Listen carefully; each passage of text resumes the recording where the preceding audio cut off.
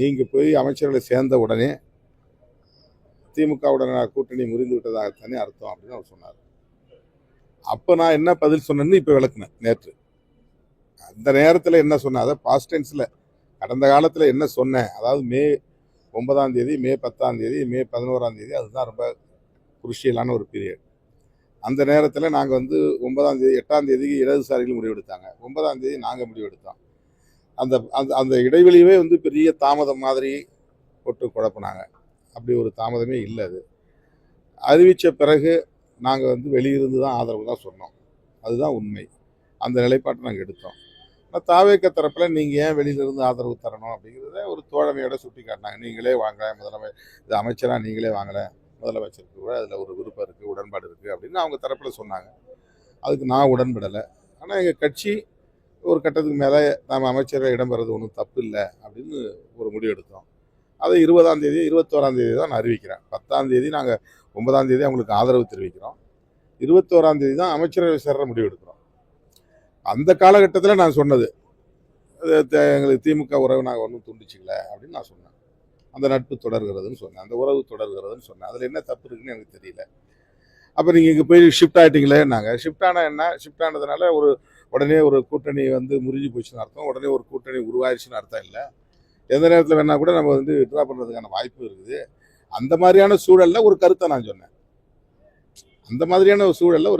சொன்னேன். ஏன்னா தாவேக்க தரப்பில் கூட்டணிக்கான பேச்சுவார்த்தை நடந்து நாங்கள் கூட்டணியில் சேர்ந்து நாங்களும் அதில் ஒரு அங்கம் அப்படிங்கிற ஒரு சூழல் உருவாகவே இல்லைல்ல.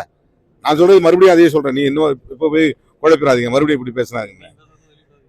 நான் என்ன சொன்னாலும் அதை இப்போ பேசுறத உடனே நீங்கள் டக்குன்னு உங்கள் நிர்வாகத்துக்கு இங்கேருந்து இன்னும் தொடர்கிறதுன்னு சொல்கிறாரு அப்படின்னு சொல்கிறீங்க, அங்கே உடனே போட்டுறாங்க. அப்படி இல்லை, அந்த மாதிரி அர்த்தத்தில் நான் சொல்ல.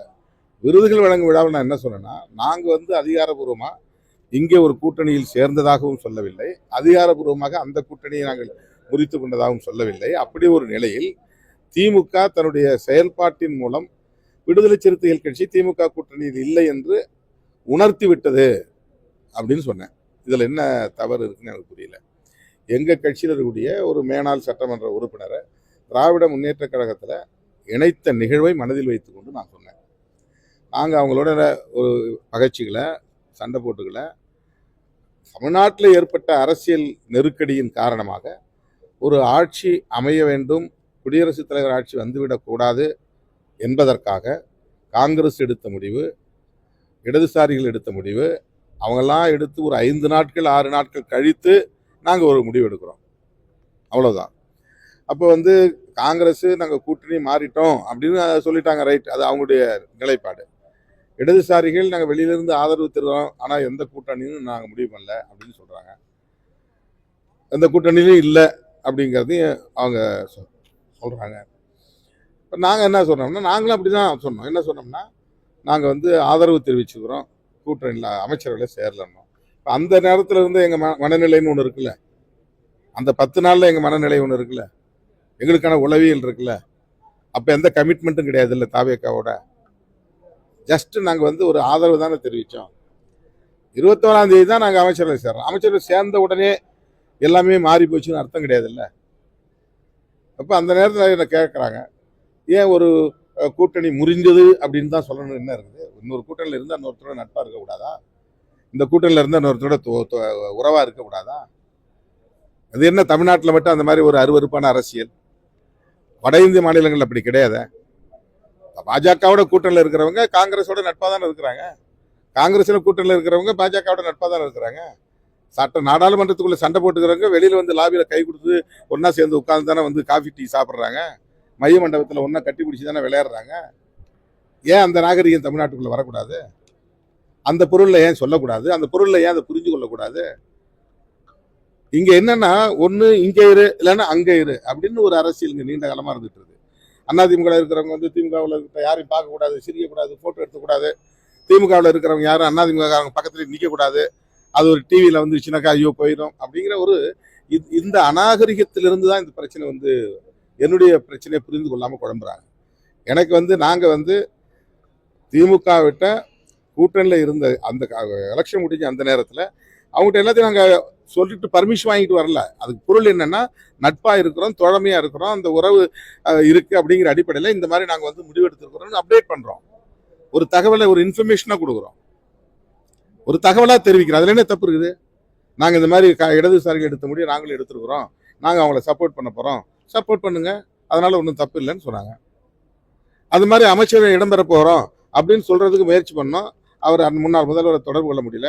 மற்ற மூத்த அமைச்சர் சில பேர்ட்ட சொன்னா ஓகே கோ ஹெட் அப்படின்னு சொன்னாங்க. இதுல என்ன தப்பு இருக்குது? அவங்களும் பெருந்தன்மையா தான் எங்களுக்கு நடந்துக்கிட்டாங்க.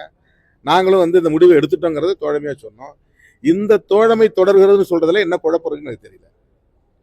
AVKவோட நாங்க அமைச்சர்களை சேர்ந்துட்டதுனாலேயே உடனே நாங்க வந்து ஒரு கூட்டணி உருவாக்கிட்டோம்னு பொருள் இல்லைன்னு நான் சொன்னேன். இதுல என்ன பிழை இருக்கு? இப்ப அதனாலதான் இப்ப ஜூலை 1ஆம் தேதி நான் சொன்னதுனாலதான் ஜூலை 1ஆம் தேதி இந்த கூட்டம் நடந்துச்சு.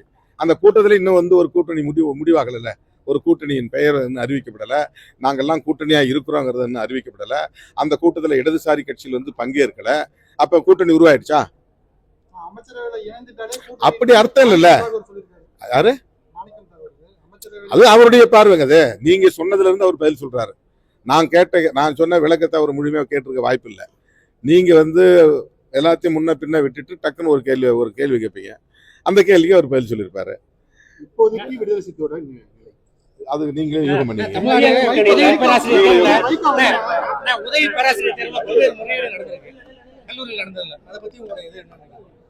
டிஆர்பி எக்ஸாம் சொல்றீங்களா? அந்த தேர்வு முடிவுகள்ல வந்து நிறைய குளறுபடிகள் நடந்திருக்கின்றாங்க. நானும் அது சம்பந்தமா ஒரு அறிக்கை வெளியிட்டு இருக்கிறேன். நிச்சயம் இது தொடர்பா அந்த துறை சம்பந்தப்பட்ட அமைச்சரை சந்தித்து நாங்கள் முறையிடுவோம். அந்த டிஆர்பி நிறைய பாதிக்கப்பட்டவங்க இருக்கிறாங்க. அவங்களுடைய உணர்வுகளை மதித்து அரசு ஒரு நல்ல முடிவை